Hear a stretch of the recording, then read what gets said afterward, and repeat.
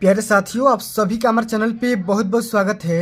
दोस्तों, आज की इस वीडियो के माध्यम से क्लास 10th के बच्चों के लिए इंग्लिश में जो आपका अनसीन पैसेज होता है उसको हल करने का ट्रिक बताने वाला हूँ। क्योंकि दोस्तों, बहुत सारे बच्चे बोर्ड के पेपर में फर्स्ट टाइम पेपर देने जाते हैं और वो काफ़ी सारे टॉपिक से विचलित हो जाते हैं और कहीं ना कहीं गलतियाँ कर बैठते हैं।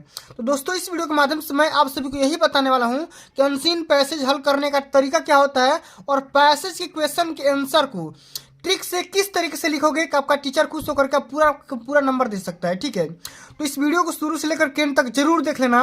वीडियो को प्यारा सा लाइक कर देना, शेयर कर देना, अगर चैनल पर नए हो तो सब्सक्राइब भी कर देना।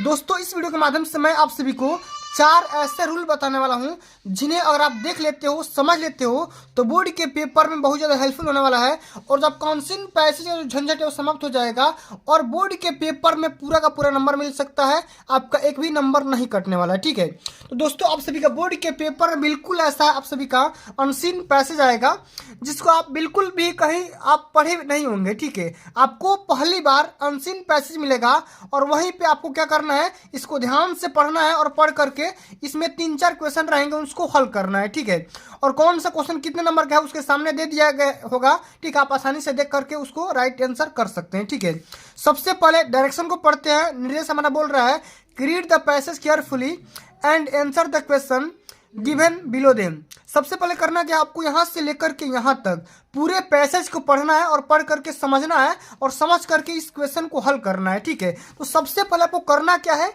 कौन कौन से स्टेप, कौन कौन से रूल और कब को फॉलो करना है, सब कुछ मैं आप सभी को इस वीडियो के माध्यम से बताने वाला हूँ, समझाने वाला हूँ। आप इसलिए आपको करना क्या है, पूरा वीडियो को ध्यान से देखना है, कंटिन्यू एंड तक देखना है और कहीं भी स्किप नहीं करना है। ठीक है, आइए सबसे पहले जो रूल नंबर फर्स्ट की तरफ मुड़ते हैं और रूल नंबर जो पहला बोल रहा है कि सबसे पहले पैसेज को नहीं पढ़ें। ठीक है, सबसे पहले आपको क्या करना है, पैसेज को बिल्कुल भी नहीं पढ़ना है। ठीक है, ऐसा मैं क्यों बोल रहा हूं। ठीक है, और आगे सबसे पहले समझ लो कि सबसे पहले पैसेज नहीं पढ़ें, सबसे पहले पैसेज के नीचे दिए गए क्वेश्चन को पढ़ना है। ठीक है, दिए गए क्वेश्चन को पढ़ना है। ठीक है, बहुत सारे बच्चे क्या करते हैं, अगर पैसेज अगर लंबा दिया गया होगा तो आपको क्या करोगे, जब आप पूरा पैसेज पढ़ोगे समझ में भी नहीं आएगा। ठीक है, और आपका दिमाग खराब हो जाएगा। ठीक है, और आपको क्वेश्चन भी नहीं आ पाएगा। तो सबसे पहले करना क्या है, आपको दिए गए पैसेज के क्वेश्चन को पढ़ना है। ठीक है, जिससे आप लिखा गया कि हु वाज सुभाष चंद्र बोस। ठीक है, why was he called Netaji. तो सबसे पहले आपको यही बताना है कि नेताजी कौन थे, सुभाष चंद्र बोस कौन थे और उनका जो नाम था नेताजी क्यों पड़ा था, उनको लोग नेताजी क्यों कहते थे, क्यों पुकारते थे। सबसे पहला हमारा यही क्वेश्चन है। ठीक है, और यहाँ पे अगला हमारा क्वेश्चन है कि व्हाट डिड ही से टू हिज कंट्रीमैन। उन्होंने अपने माने देश प्रेम के लिए उन्होंने क्या बोला था, कौन सा स्टेटमेंट दिया था। ठीक है, ताकि लोगों के दिलों में बस गए थे। ठीक है, तो सबसे पहले इन दोनों क्वेश्चन दिमाग में आ गया कि आपको किस क्वेश्चन का आंसर खोजना है। ठीक है, अब आप करेंगे क्या, अब आप एक बार में पूरे पैसेज को ध्यान से यहाँ से लेकर के यहाँ तक पढ़ेंगे। ठीक है, तो सबसे पहले यहाँ पे आइए समझ लेते हैं रूल नंबर 2 में क्या बात बोली जा रही है। ठीक है, तो सबसे पहले आप लोगों को, ठीक है, आप लोगों को क्या करना है, पैसेज के नीचे दिए गए क्वेश्चन में मेन वर्ड को ध्यान में रखना है और मेन वर्ड जहां भी होगा, ठीक है, उसको यहाँ पे आंसर में खोजना है और वही आंसर वहीं से स्टार्ट होगा। ठीक है, तो ये सबसे पहले हम आपको बता भी दे रहे हैं कि सबसे पहले हमारा क्वेश्चन यही बोला जा रहा है कि हु वाज सुभाष चंद्र बोस। ठीक है, why was he called Netaji. तो सबसे पहले मेन वर्ड इसमें क्या है, सुभाष चंद्र नेताजी। ठीक है, और मेन वर्ड हमारा यही है कि भाई हमारा सुभाष चंद्र बोस नेताजी के बारे में बोला जा रहा है कि ये कौन थे। दिमाग में क्लिप आ गया कि कौन थे, सबसे पहले इसका आंसर खोजना है। और नेताजी, देखो यहाँ पे बोला जाएगा नेताजी, तो नेताजी यहाँ पे की वर्ड हो जाएगा, मेन वर्ड हो जाएगा, मेन पॉइंट हो जाएगा और नेताजी को दिमाग में रख लेना है। और नेताजी जहां भी कहीं भी दिखे आपको, ठीक है, उसको वहीं पे नोटिस कर लेना है। ठीक है, आइए सबसे पहले समझते हैं। ठीक है, कि हु वाज सुभाष चंद्र बोस, सुभाष चंद्र बोस कौन थे। अब देखो सबसे पहली लाइन में ही लिखा गया है कि Subhash Chandra Bose was a great leader of India. तो सबसे पहला जो आंसर क्वेश्चन पूछा गया उसका आंसर यही हो जाएगा कि सुभाष चंद्र बोस जो थे एक इंडियन थे और इंडिया के एक नेता थे। और नेता कैसे थे, एक महान नेता थे। ठीक है, तो Subhash Chandra Bose was a great leader of India. तो सबसे पहला जो प्रश्न है इसका यही आंसर हो जाएगा कि Subhash Chandra Bose was a great leader of India. साथ में अगला हमारा ये भी क्वेश्चन बोल रहा है कि why was he called Netaji. ठीक है। उनको नेताजी क्यों बोला जाता था, तो यहाँ पे देखो अगली लाइन में लिखा गया है कि his countryman called him Netaji. जो भी देश के लोग थे, ठीक है, देश की जनता थी, उनको नेताजी के नाम से बोला जाता था। क्यों, यहाँ पे लिखा भी गया कि because he lead them on the right path. वो क्या करते थे, लोगों को एक सही दिशा दिखाते थे, ठीक है, लोगों को सही दिशा दिखाते थे, सही रास्ता दिखाते थे, ठीक है। तो इसी बात को यहाँ पे बोला गया है कि भाई उनको लोग नेताजी क्यों कहते थे। तो यहाँ पे एक लाइन में बना करके लिखेंगे कि Subhash Chandra Bose was a great leader of India, ही वाज कॉल्ड नेताजी, ठीक है। यहाँ पे स्टार्ट करेंगे कि ही वाज कॉल्ड नेताजी, ठीक है।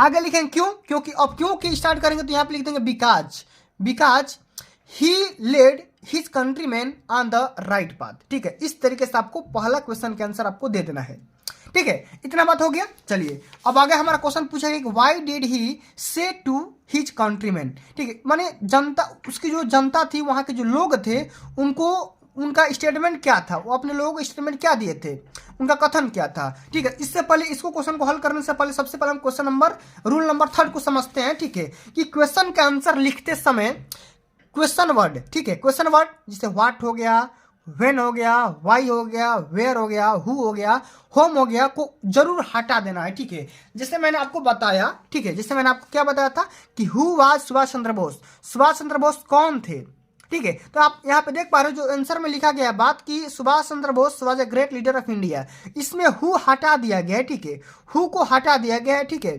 तो हु को क्या करना है, हटा देना है, और सबसे पहले सब्जेक्ट को चेंज करना है, ठीक है। सब्जेक्ट इसमें समझना है कि सब्जेक्ट कौन है, मेन वर्ब कौन है, ऑब्जेक्ट कौन है, अदर वर्ड कौन है, ये भी आपको ध्यान में रखना है। सेंटेंस का भी यहाँ पे अंतरण समझना है, ठीक है, इतने सारे बातों को। यही मैंने आपको समझाने की कोशिश कर रहा हूँ कि क्वेश्चन का आंसर लिखते समय क्या करना है, व्हाट को, व्हेन को, व्हाई को, वेयर को, हु को या होम को, जो भी आपको लगे क्वेश्चन वर्ड है, ठीक है, उसको हटा देना है, और हटा करके मेन वर्ड के साथ उसका आंसर लिख देना है, ठीक है।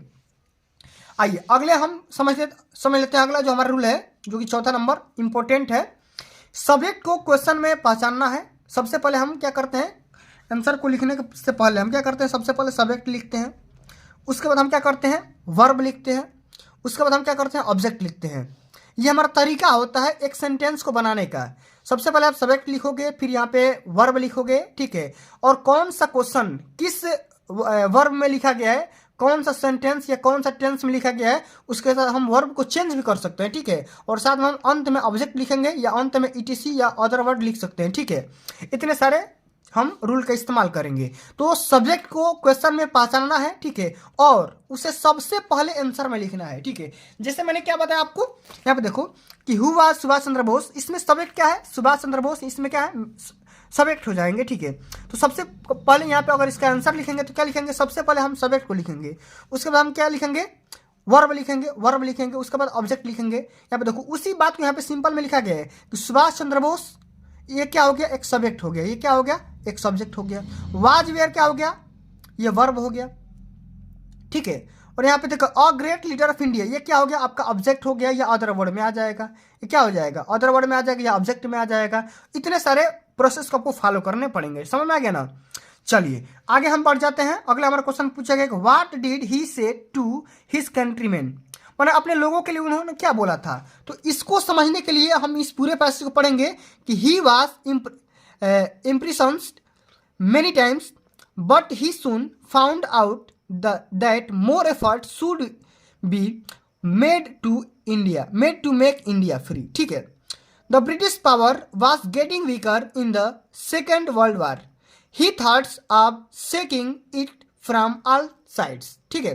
आगे हम यहाँ पे देखेंगे कि one day he escaped from Calcutta in the guise of one Pathan, ठीक है, Pathan, and went to Germany via Peshawar.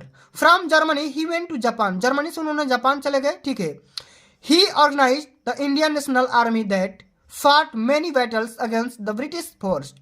He said to his countrymen. अब देखो यहाँ पे ये जो क्वेश्चन बोला गया है, इसका आंसर अंत में लिखा गया है कि he said to his countrymen, उन्होंने अपने लोगों के लिए बोला था कि give me blood, ठीक है, give me blood and I will give you freedom. उन्होंने ब्रिटिश सरकार से या ब्रिटिश लोगों से ये बोला था कि तुम मुझे खून दो, मैं तुझे आज़ादी दूंगा, ठीक है। ठीक है, इसी बात को आपको लिखना है और इसी बात को लिखने का तरीका क्या होगा इसको सबसे पहले समझते हैं। लिखेंगे कि ही सेड मतलब ही सेड कौन, यहाँ पे देखो ही आया है ना, तो ही का क्या हो जाएगा, ही हो जाएगा। तो ही सेड माने सुभाष चंद्र बोस ने बोले थे, क्या बोले थे भाई, he said to his countryman, ठीक है, give me blood and I will give you freedom, तुम मुझे खून दो मैं तुझे आज़ादी दूंगा। ठीक है, तो इतने सारे प्रोसेस आपको फॉलो करने पड़ेंगे और ये चारों रूल आपको अपनाने पड़ेंगे, तभी जाकर के आप अनसीन पैसेज को हल कर सकते हो, बढ़िया तरीके से ट्रिक के माध्यम से हल कर सकते हो। तो दोस्तों आज के लिए बस इतना ही। अगर ये वीडियो आप सभी को अच्छी लगी होगी, हेल्पफुल लगी होगी, तो वीडियो को लाइक कर देना, शेयर कर देना, अगर चैनल पे नए हो तो सब्सक्राइब भी कर देना। जल्द मिलते हैं अगली वीडियो में, तब तक के लिए जय हिंद, जय भारत, वंदे मातरम।